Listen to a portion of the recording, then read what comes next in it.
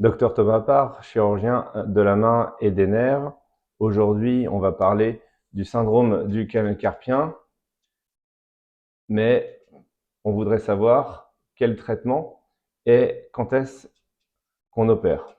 Donc, vous avez peut-être déjà vu les autres vidéos concernant le syndrome du canal carpien. Le syndrome du canal carpien, c'est les reliefs osseux qui correspondent ici au scaphoïde, trapèze, os crochu et pisiforme, qui forment en fait les berges d'un énorme ligament qui est en avant du poignet. Et ce ligament, eh bien, il ferme l'anneau du canal. Donc on l'appelle le ligament annulaire. Comme il est en avant, on dit antérieur. Et comme c'est la main, c'est au niveau du carpe, on appelle le ligament annulaire antérieur du carpe. Donc ce ligament-là, en coupe, il ferme l'avant. Donc là, on a le ligament et puis là, les os. Et puis à l'intérieur de ce canal passe le nerf médian. C'est un énorme nerf, hein, il est gros comme le petit doigt. Et puis le nerf médian va s'occuper de la sensibilité du pouce, de l'index, du majeur et de la moitié du quatrième. Ce nerf passe avec tous les tendons fléchisseurs. Comme on a 9 jointures, et ben ça fait 9 tendons fléchisseurs. Donc le but, c'est de faire de la place au nerf. Donc quand vous voyez ça, eh ben vous vous dites, pour faire de la place au nerf, eh ben soit je vais ouvrir le contenant, soit je vais diminuer le contenu. Donc pour ouvrir le contenant, eh ben on va pas casser les os, mais on va pouvoir couper ici ce ligament. Et comme ça, quand on va couper le ligament, eh ben, les berges vont s'écarter et puis le nerf ici, eh ben, il va être très content.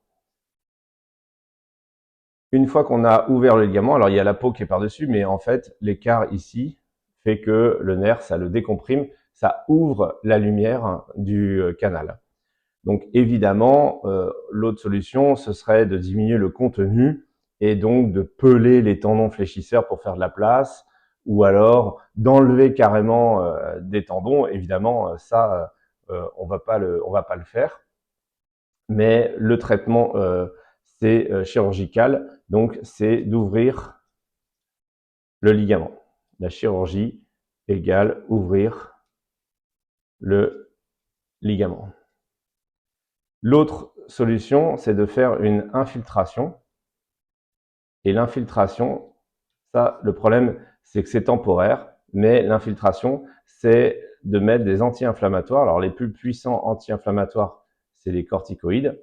Et donc, ces corticoïdes, eh ben, on pique dans les tendons.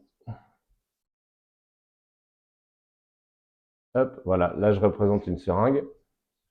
Et puis, on met donc des corticoïdes à l'intérieur des tendons. Donc, on ne pique pas dans le poignet, on ne pique pas dans l'articulation. C'est quelque chose qui ne fait pas mal. L'infiltration, elle n'est pas douloureuse dans les tendons, elle est douloureuse dans les articulations. Donc, évidemment que les infiltrations dans le dos, dans l'épaule, dans le genou, ça peut faire mal. Là, c'est une infiltration tendineuse. Et comme ça, chaque tendon maigrit. Et puis, ça fait de la place au nerf qui passe dans le canal carpien. Donc, l'avantage de l'infiltration, c'est que c'est simple. Mais par contre, c'est temporaire. La chirurgie, c'est plus compliqué qu'une infiltration, mais c'est définitif. Donc ça, c'est les deux solutions. Il y a d'autres solutions qui sont plus conservatrices. Il y a aussi effectivement la kiné ou le stretching du nerf. Donc en fait, on se met en extension de poignet et puis extension de coude et puis on fait des étirements. C'est un peu comme quand on nage. Eh ben, la natation, ça, c'est très efficace pour soulager les nerfs. Les nerfs adorent le stretching, les nerfs adorent être étirés. Et donc, ça, c'est efficace pendant, disons, quelques heures ou quelques jours, mais ça va pas vraiment très très loin. Il y a les autres solutions, c'est les anti-inflammatoires non stéroïdiens, donc ce qu'on appelle, vous savez, les médicaments qu'on prend par la bouche. Mais attention à l'estomac parce que ça peut abîmer la muqueuse de l'estomac et faire ce qu'on appelle un ulcère. Et sinon, il y a le repos. Et évidemment, si on repose la main, et si la main elle est touchée par le canal carpien à cause de l'hyperactivité, comme par exemple le sport, la musique, ou alors les maladies professionnelles, les maladies où on fait des gestes répétés, c'est sûr que le repos, ça va soulager. Comme je vous l'ai dit, la maladie professionnelle, c'est une maladie qui guérit en vacances. C'est comme ça que on peut penser à une maladie professionnelle. Donc, pour résumer, on a le plus compliqué, le plus définitif, la chirurgie. Entre les deux, temporaire, on a l'infiltration. Et puis, sinon, faut jamais oublier les petites solutions comme la kiné, les anti-inflammatoires et le repos. Donc, l'infiltration, on peut en faire plusieurs. Je vais mettre un S à infiltration. Les infiltrations, on peut en faire, disons, de 1 à 3. Après 3, on considère que ça commence à être dangereux. Ça va être dangereux pour les tendons parce que ça fait des calcifications. Ça peut faire des ruptures tendineuses, c'est exceptionnel. Et ça peut faire des infections, c'est encore plus exceptionnel.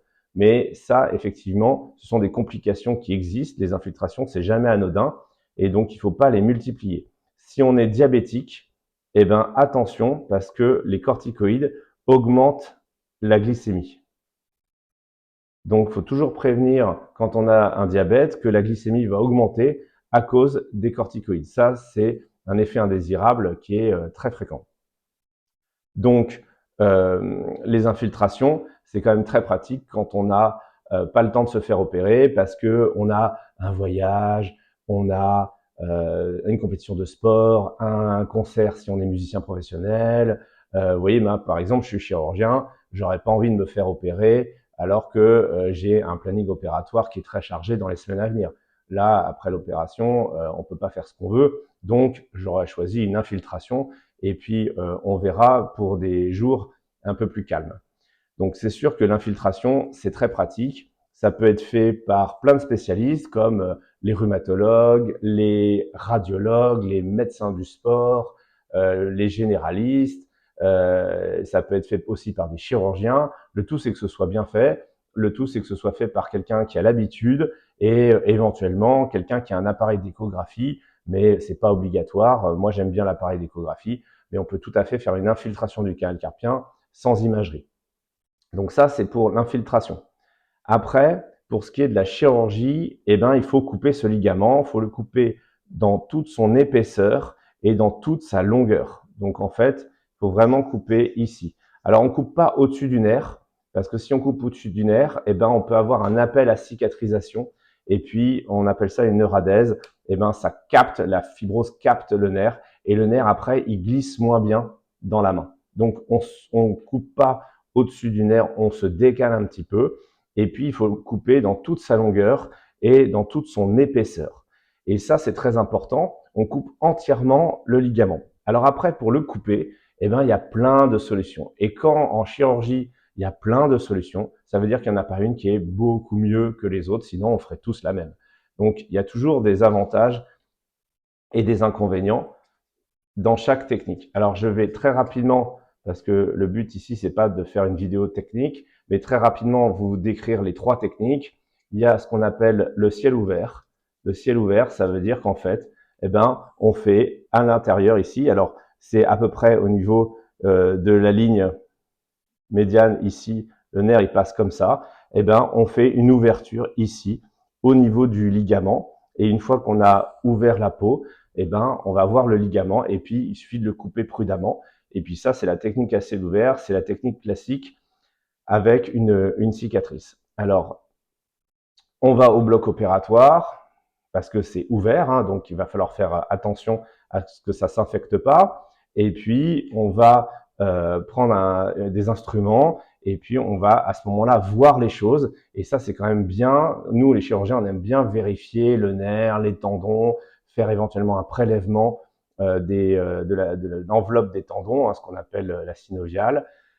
Et donc ça permet une technique qui est classique et qui est plutôt sécurisée. Les inconvénients, c'est effectivement un taux infinitésimale, mais quand même qui existe, d'infection et de cicatrices qui est inflammatoire. Alors, l'autre solution, c'est l'endoscopie. L'endoscopie, c'est le fait de mettre une caméra dans le poignet. Donc là, on fait une toute petite ouverture ici. Et puis ici, on va mettre une caméra dans le poignet. Et donc, on va voir le toit blanc à l'intérieur.